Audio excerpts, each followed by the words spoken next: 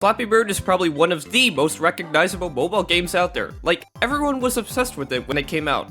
One of the more infamous things to come from Flappy Bird were the constant Mario comparisons, like how the bird looks similar to a Cheep Cheep, and the most obvious comparison, the pipes. Heck, some of you might even remember this infamous video, where if you'd reach 999 in Flappy Bird, Mario would emerge from a pipe and begin launching fireballs at you. I totally believed this as a kid, but it was pretty obvious now that it was just a good fake. So, I decided to take matters into my own hands and make an original game combining Flappy Bird and Mario, so let's jump into how this was done. The first thing I had to nail down for a Flappy Bird type game would of course be the player movement, and this was relatively simple to do. Basically, the player would always be moving down on the y-axis at a slowly incremental speed, and once you jump, the speed is then reset and the player jumps up. Next up, with the player movement out of the way, the second major aspect of the game had to be implemented, which are the pipes. And the way this works is very simple as well. Basically, pipes are spawned on the right side of the screen and are given a random Y value to spawn at for a variation.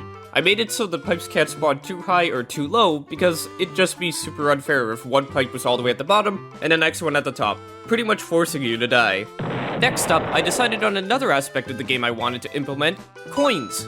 Let me explain. So instead of getting points for passing through each pipe, your goal would be to collect as many coins as possible. Coins would spawn in the middle of pipes, so you'd be able to get them relatively easily, but it's still possible that you could actually miss them.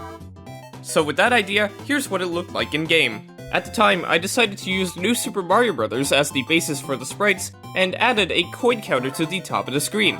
Alongside this, I added a slight angular movement to the player object, so it feels a bit more satisfying and fun to jump. After this, I came up with another idea to tie Mario into this game. What if there were power-ups? The original Flappy Bird game didn't have any, and I thought it could be fun to add some in. So, I came up with the idea of using the Mega Mushroom and Mini Mushroom as power-ups in this game. Collecting the Mini Mushroom would make you smaller and give you the ability to jump higher with each tap. Collecting the Mega Mushroom would make you absolutely massive, allowing you to straight up destroy pipes. Besides these two, I also went ahead and added a golden mushroom to the game, which would reward the player with 50 coins.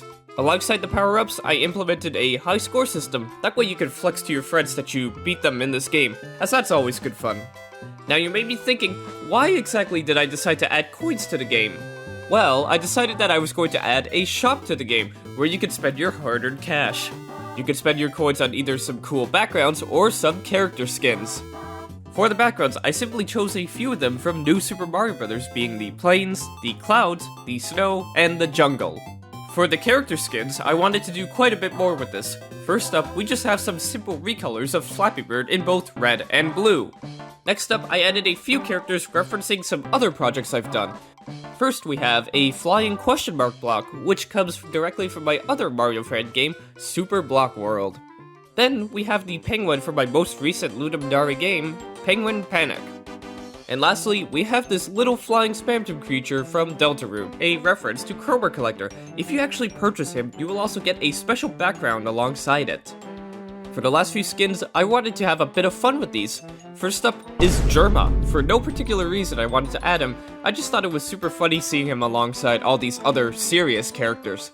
Though I guess this could also be a reference to my custom Mario Kart DS core's Sussy Circuit.